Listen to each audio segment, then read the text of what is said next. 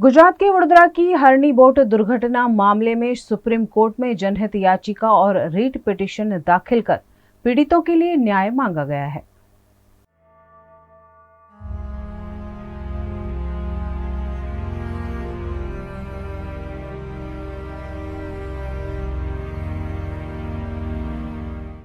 18 जनवरी 2024 ये वो दिन था जिसे वडोदरा के इतिहास में काले दिन के रूप में लिखा गया, क्योंकि वाघोडिया रोड की न्यू सनराइज स्कूल के छोटे छोटे बच्चे जो पिकनिक मनाने आए थे, उन बच्चों भरी नाव पलट जाने से जो हादसा हुआ उसमें 12 बच्चे और 2 शिक्षकों को हमें गंवाना पड़ा। इस मामले हाईकोर्ट ने सुओ मोटो लिया है। साथ ही वडोदरा में FIR हुई है और SIT द्वारा जांच की जा रही है, लेकिन न्याय प्रणाली का भारत की इतनी कमज़ोर है कि सालों लग जाते हैं न्याय पाने में, और ऐसे में सुप्रीम कोर्ट में भी जनहित की याचिका और रीट पिटीशन दायर कर दी गई है। अभिभावकों के साथ मिलकर वकील उत्कर्ष दवे ने ये सुप्रीम कोर्ट में ये मामला दर्ज कराया है और आशा व्यक्त की है कि मामले में पीड़ितों को जल्द से जल्द न्याय मिल सके। देखिए, सुप्रीम कोर्ट के अंदर 2 याचिकाएं दाखिल की गई, एक है जनहित याचिका और एक है वृट पिटीशन। जनहित याचिका जो है और जो वृट पिटीशन है, दोनों के अंदर खूबी गंभीरता से ये बात की गई है कि सबसे पहली जो महत्वपूर्ण बात ये है कि जितने भी लोग इस दुखद हादसे में मृत्यु पामे हैं, उनको एक अच्छा रीजनेबल कंपेंसेशन यानी कि मुआवजा देना चाहिए। दूसरी बात कि ये जो पब्लिक प्राइवेट पार्टनरशिप का जो कॉन्ट्रैक्ट था कोटिया प्रोजेक्ट्स लिमिटेड का और वडोदरा म्युनिसिपल कॉर्पोरेशन का,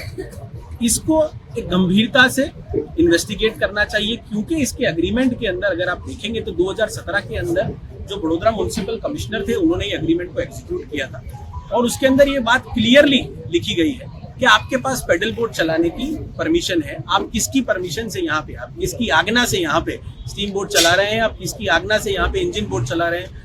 बड़ौदा म्युनिसिपल कॉर्पोरेशन ने यहाँ पे इंस्पेक्ट किया है, बड़ौदा म्युनिसिपल कॉर्पोरेशन ने यहाँ पे टीम भेजी है, बड़ौदा म्युनिसिपल कॉर्पोरेशन ने यहाँ पे कुछ चीज़ें गंभीरता से ली है। अगर शायद ली होती तो वहाँ पे लाइफ जैकेट्स होते, वहाँ पे ये बोट नहीं होती। अगर ये नाव के फोटोज आप देखें जो मीडिया के द्वारा हम तक पहुंचे और हमने सुप्रीम कोर्ट में लगाए हैं, तो ये नाव तो ऑलरेडी एक प्रिकेरियस यानी खूब ही खराब हालत में है। तो ये नाव की क्या यहाँ पे चेकिंग हुई थी? कोई रैंडम विजिट्स या रैंडम चेकिंग जो होती है सरकारी अधिकारियों की कचहरियों से, वो यहाँ करने में आई थी या नहीं आई थी?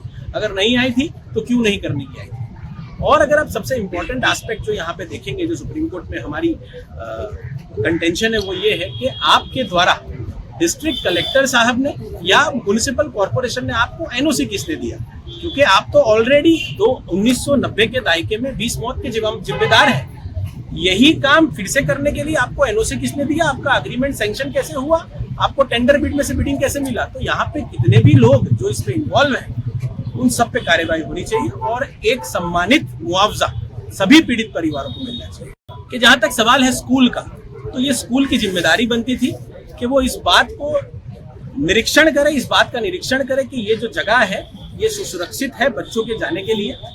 जो टीचर्स वहां पे भेजे गए थे वो सुपरवाइजर की कैपेसिटी में भेजे गए थे ताकि वो बच्चों का सहयोग कर सके एक पिकनिक को अकम्प्लिश करने में। तो क्या वो टीचर्स की जिम्मेदारी थी या वो प्रिंसिपल की जिम्मेदारी थी, वो या ट्रस्टीज की जिम्मेदारी थी कि वहां पे जाके देखें कि बोट कैसी है, चीजें कैसी है, जैकेट्स है कि नहीं, बच्चों की जान कैसी रहेगी नहीं रहेगी। और उसी अनुसंधान में अगर स्कूल रिस्पॉन्सिबल है तो स्कूल को भी प्रोसिक्यूट करना चाहिए और स्कूल द्वारा एक रीजनेबल कंपेंसेशन देना चाहिए। ये हमारी मांग है। गुजरात के वडोदरा के हरणी में घटी बोट दुर्घटना मामले 7वें आरोपी को गिरफ्तार कर लिया गया है। 18 जनवरी को हरणी के मोटनाथ तालाब में 23 बच्चे और 4 शिक्षक बोट डूबने से तालाब में डूब गए थे। उनमें से 12 बच्चों और 2 शिक्षकों की मृत्यु हो गई थी। दुर्घटना मामले पुलिस ने 18 लोगों पर FIR की है। मामले में 6 लोगों को पहले ही गिरफ्तार किया जा चुका है, जबकि पुलिस ने कोटिया कंपनी के मुख्य पार्टनर विनीत कोटिया को भी गिरफ्तार कर लिया है। हरणी तालाब का संचालन कोटिया कंपनी के पास था, जिसके चलते विनीत कोटिया को हिरासत में लेकर कानूनी कार्यवाही की गई है। वहीं आरोपी परेश शाह और नीलेश जैन अभी भी पुलिस की पहुंच से दूर हैं। इस मामले SIT द्वारा भी जांच की जा रही है। गुजरात के वडोदरा में जिले के किसानों को शहर में जाकर सब्जी और अनाज बेचने का प्लेटफॉर्म कलेक्टर कार्यालय में आत्मा प्रोजेक्ट के तहत मुहैया कराया गया है।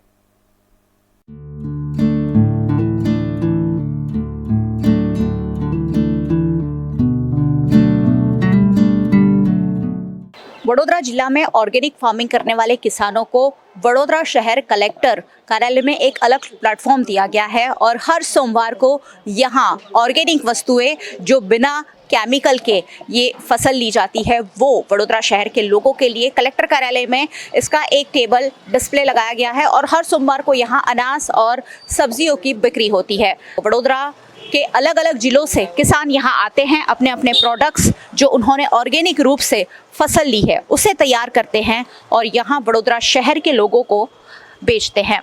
प्राकृतिक जो खेत पैदाश है उनका बिक्री केंद्र यहाँ बनाया गया है और ये आत्मा प्रोजेक्ट के तहत वडोदरा जिला कलेक्टर की ओर से आत्मा प्रोजेक्ट के तहत ये पहल शुरू की गई है, जिसके तहत हर सोमवार को आप कलेक्टर कार्यालय में आकर बिल्कुल ही ऑर्गेनिक रूप से ली गई फसल, सब्जियां, अनाज आप यहाँ से खरीद सकते हैं।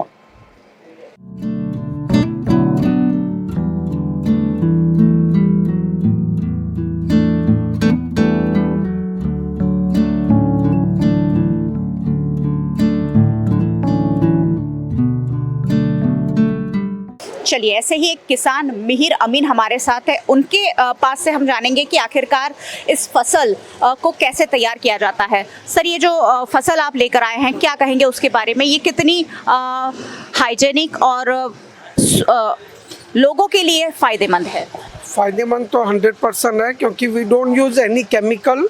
ये टोटली बेसिकली ये ऑर्गेनिक भी नहीं है, ये टोटली फॉरेस्ट मॉडल प्राकृतिक है 100%। इसमें 1% भी केमिकल यूज़ नहीं होता है और ये डॉक्टर सुभाष पालेकर के मॉडल के हिसाब से किया जाता है। आप यहाँ क्या क्या लेकर आए हैं और कैसा रिस्पांस लोगों को मिल रहा है? 2-3 सप्ताह से आप लोग यहाँ अपना स्टॉल लगा रहे हैं। ये तो मेरा फर्स्ट डे है आज। रिस्पांस अच्छा है, रिस्पांस अच्छा है और जो आत्मा प्रोजेक्ट कर रहे हैं that is very good for initiative small farmer के लिए। हमारे साथ एक और किसान राजीव पटेल हैं जो વાઘોડિયા से आए हैं। સર, શું લઈને આવ્યા છો અને અહીંયા કેવો રિસ્પોન્સ મળી રહ્યો છે અને વડોદરા શહેરને લોકોને શું કહેવા માંગશો કે કેમ આ તમારા પ્રોડક્ટ્સ વધારે અલગ છે બીજી જે શાકભાજી વેચાય છે, અનાજ વેચાય છે એના? અમે પહેલી વાર આવ્યા છે। અમે રીંગણ, અમેરિકન મકાઈસ અને મિલેટ્સ, જે મિલેટ્સ 2023 પ્રધાનમંત્રી નરેન્દ્ર મોદીએ જે જાહેર કર્યું છે એ અમે ઉગાડીએ છીએ। અત્યારે બ્રાઉન ટપ ને બનિયાન મિલેટ્સ ઉગાડીએ છીએ। એનાથી મિલેટ્સથી ઘણા ફાયદા થાય છે અને અમે કેમિકલ ફ્રી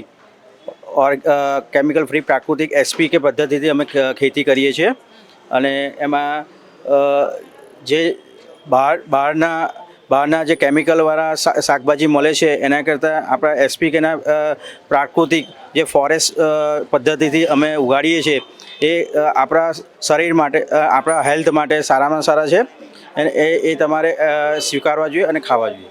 અહીંયા લોકોનો રિસ્પોન્સ કેવો છે? કારણ કે કલેક્ટર કચેરીમાં આવવાવાળા લોકો જ ખાલી આનો ફાયદો ઉઠાવી શકે એવું બને છે? હા, એવું થઈ શકે છે। અમે જરા કલેક્ટર સાહેબે જે કીધું છે અહીંયા અમને ટેબલ આપ્યું છે એ અમે પહેલી વાર આવ્યા છે તો અમે જરા પહેલાં એમના કર્મચારીઓ વિશે અમે રિસ્પોન્સ સારો મળ્યો અને એમણે સારી એક વસ્તુ બધી ખરીદી છે અને જાણ્યા કે આ પ્રાકૃતિક વિશે થોડું જાણ્યા છે। હવે આગળ અમે કલેક્ટર સાહેબ જે કહેશે અને કોઈ માર્ગદર્શન હેઠળ અમે કઈ બીજે બી જગ્યા પર અમે સેટ કરી શકીશું। વાઘોડિયા से आए हुए एक और किसान विजय पटेल हमारे साथ है। विजय भाई, આજે તે પ્રોડક્ટ્સ તમે લઈને આવ્યા છો એને ક્યાંક વધારે આપણે પ્રમોટ કરી શકીએ એવું કંઈક પ્લાનિંગ થવું જોઈએ એવું તમને લાગે છે કે કલેક્ટર કાર્યાલયની બહાર પણ આપણે કંઈક આત્મા પ્રોજેક્ટને જ આપણે થોડોક કંઈક અલગ રીતે વિસ્તૃત કરી શકીએ એવું કંઈક?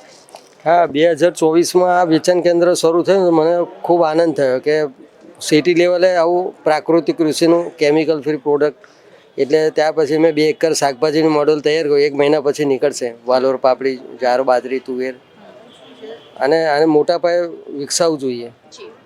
અહીંયા વધારે ખેડૂતોને પણ લાવવાનું તમે ચોક્કસ કોશિશ કરશો કે અહીંયા વધારે ખેડૂત આવે ને એમની વધારે વસ્તુઓને ડિસ્પ્લે કરી શકે? હા, રેગ્યુલર આવે ને તો પછી આ લોકો કંઈક બીજું વિચારી શકે। તૂટવું ના જોઈએ એમાં। ટોટલ 2 ના 4, 8, 25, 5, 25 વધવા જોઈએ અને વધશે છે। સરસ કામ થયું છે। आत्मा प्रोजेक्ट के तहत वडोदरा शहर के कलेक्टर कार्यालय में ये पहल शुरू की गई है जो वाकई में काबिल तारीफ़ है। आत्मा प्रोजेक्ट की ओर से ब्लॉक टेक्नोलॉजी मैनेजर स्टेला हमारे साथ है। मैम, ये कैसा इनिशिएटिव है और कैसे बेनिफिट होगा इससे किसानों को?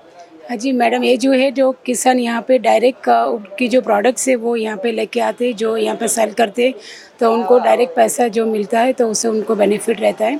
अभी जो सीज़न है ठंडी की ऋतु है, उसके अंदर उनको लहसुन है, पालक है, टमाटर है, गाजर है और फिर अदरक, आदू, लहसुन वो सब वो लोग बेचते हैं और उसके माध्यम से जो CRM ये जो सीज़न है उसके अंदर उनको सेल करते हैं, उसमें बेनिफिट रहते हैं।